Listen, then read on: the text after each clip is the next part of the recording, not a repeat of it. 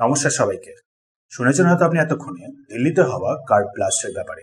একটা Hyundai i20 গাড়ি লালকেল্লার একেবারে কাছে গিয়ে হঠাৎ করে ব্লাস্ট করেছে। লোকেশনটা প্রথমে দেখিয়ে দিচ্ছি। পাশে ম্যাপে দেখবেন নিচের দিকে হলো রেড ফোর্ট। তার থেকে জাস্ট কিছুটা দূরে রেড ফোর্ট মেট্রো স্টেশনের সামনেই ঘটনাটা ঘটেছে সন্ধ্যে 6:52-তে। বলা হচ্ছে যে গাড়িটা আগে একটা জায়গায় প্রায় 3 ঘন্টা ধরে পার্ক ছিল। ঘটনাটা ঘটার জাস্ট কিছু সময় আগেই পার্কিং ছাড়ে। দেন তারপর হঠাৎ করে ট্রাফিক সিগন্যালে দাঁড়িয়ে পড়ার পর এই ঘটনাটা ঘটে। আশেপাশে যতগুলো গাড়ি ছিল সবকটাই বেশ বাজেভাবে ড্যামেজ হয়। 3 কিলোমিটার অব্দি বলা হচ্ছে ব্লাস্টের যে শকওয়েভ হয় সেটা ফিল করা গেছে। সাথে আবার গাড়িগুলোর পার্টসগুলো নাকি ব্লাস্টের পর 150 মিটার দূর অব্দিও পৌঁছে গেছিল। মানে বুঝতেই পারছেন কতটা ইম্প্যাক্টফুল ছিল এই পুরো ঘটনাটা। নাও এবার ডটসগুলোকে কানেক্ট করুন। ব্লাস্টটা যেখানে হয়েছে ম্যাপটা যদি আবার দেখেন তাহলে দেখতে পারবেন যেখানে এই ঘটনাটা ঘটেছে তার একেবারে সামনেই রয়েছে একটা জৈন মন্দির। তার পাশেই আবার গৌরী শঙ্কর মন্দির। রেড ফোর্ট ছাড়াও আরো দুটো খুবই ইম্পর্টেন্ট প্লেস। তার উপর আবার রিসেন্টলি গুজরাট বলুন বা ইউপি বা ফরিদাবাদ হরিয়ানা পরপর বেশ কয়েকজনকে অ্যারেস্ট করা হয়েছে। কয়েকজন চেষ্টা করছিল মন্দিরের প্রসাদে জলের সাপ্লাইয়ে হাইলি টক্সিক একটা সাবস্টেন্স রাইসিন মিশিয়ে দিতে। ইউপি থেকে যাদের ধরা হয়েছে তাদের থেকে 350 কেজির ওপর আবার অ্যামোনিয়াম নাইট্রেট পাওয়া গেছে, যা থেকে আরডিএক্স তৈরি হয়, যেটা হলো আবার হাইলি এক্সপ্লোসিভ। ফরিদাবাদ থেকে যাদের আবার অ্যারেস্ট করা হয়েছে তাদের মাধ্যমে পাওয়া গেছে আরো 2500 কেজির অ্যামোনিয়াম নাইট্রেট। লখনৌ থেকে আবার ধরা পড়েছে আরো একজন বিভিন্ন রকমের অস্ত্র সমেত। আর তারপরেই হঠাৎ করে দিল্লিতেই ঘটনা। যে গাড়িটা ব্যবহার হয়েছে সেটার আবার লিঙ্ক পাওয়া গেছে পুলবামার সাথে। পুলবামা যেখানে 2019-এ ঠিক এরকমই একটা ঘটনা ঘটেছিল। কম্পারিজন করলে পুলবামাতে ইউজ হয়েছিল 300 থেকে 350 কেজি এক্সপ্লোসিভ, যার মধ্যে 220 থেকে 270 কেজি মতন ছিল অ্যামোনিয়াম নাইট্রেট। ইউপি আর ফরিদাবাদ মিলিয়ে সেখানে প্রায় 3000 কেজি মতন অ্যামোনিয়াম নাইট্রেট সিজ করা হয়েছে।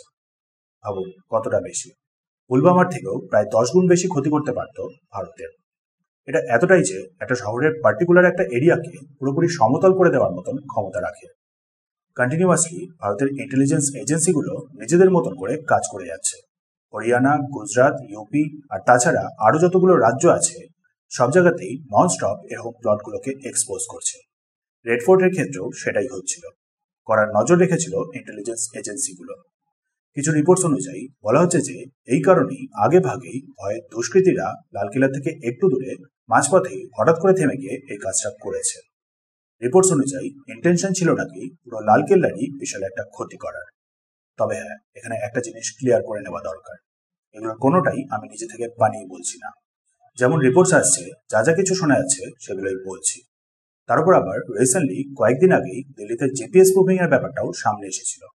জিপিএস স্পুফিং মানে সিম্পল করে বললে আকাশে একটা প্লেন যে পজিশনে আছে জিপিএস এ কিছু ইন্টারফারেন্স করে এমন একটা দেখানো যে সেই প্লেনটা হঠাৎ করে অন্য একটা লোকেশনে পৌঁছে গেছে। আর এই জিপিএস স্পুফিং এর ব্যাপারটাই দিল্লিতে 2 দিন আগেই লক্ষ্য করা গিয়েছিল। 800টারও বেশি প্লেনকে যার ফলে ডিলে অথবা ডাইভার্ট করতে হয়েছিল। সাথে আবার এরই মধ্যে ফার্স্ট পোস্ট বলুন বা টাইমস অফ ইন্ডিয়া বা ইন্ডিয়া টুডে সবেতেই পাবলিশ করা হয়েছিল একটা ইম্পর্টেন্ট নিউজ। হাফিজ সাইদ নাকি এবার বাংলাদেশের মাধ্যমে ভারতের ক্ষতি করার চেষ্টা শুরু করেছে। কিছু অ্যান্টি ইন্ডিয়া মানুষরা তো রিসেন্টলি বাংলাদেশে ভিজিট করেছে। সো বুঝতেই পারছেন কিছু না কিছু একটা তো অবশ্যই চলছে। ইনভেস্টিগেশন শুরু হয়ে গেছে আর সাথে পুরো ভারত জুড়ে সিকিউরিটি ফোর্সেসও ডেপ্লয় করে দেওয়া হয়েছে। যত রকমের important building, important structure, important location, heritage spot, মন্দির, গুরুদ্বারা, বর্ডার সব জায়গাতেই এখন হাই অ্যালার্ট। এনএসজি, এনআইএ সবাই মাঠে নেমে পড়েছে। এবার দেখুন, আপনার মনে আছে হয়তো অপারেশন সিন্দুর পজ করার পর পিএম মোদী কি বলেছিলেন।